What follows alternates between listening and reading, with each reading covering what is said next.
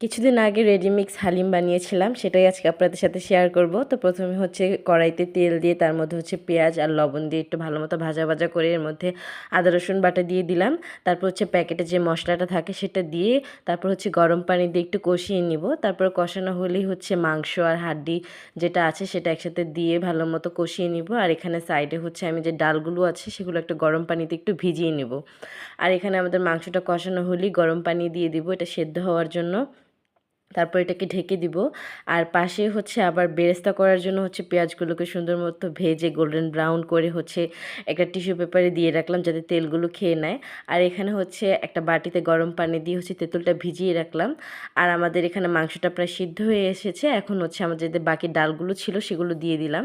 তো এটাকে ভালো মতো মিক্সড করে কিছুক্ষণ সিদ্ধ করে নিতে হবে। আর এখানে হচ্ছে আমি তেঁতুলের কাঠটা বের করছিলাম, এটা বিচিটা বের করে নিলাম। আর এটার মধ্যে হচ্ছে কিছুটা লবণ চিনি মিক্সড করে নিলাম। আর হচ্ছে তারপরে ধনিয়া পাতা আর কিছুটা গুঁড়ো মরিচ অ্যাড করলেই আমাদের টকটা রেডি হয়ে যাবে। আর পাশে হচ্ছে আমাদের হালিমটা প্রায় হয়ে এসেছিলো, তাই কাঁচামরিচ দিয়ে দিলাম। আর এখানে হচ্ছে পরোটা বানিয়ে নিচ্ছিলাম। যাই হোক, আমাদের হালিমটা কিন্তু খুব মজা হয়েছিল। সবাই ভালো থাকবেন। আল্লাহ হাফেজ।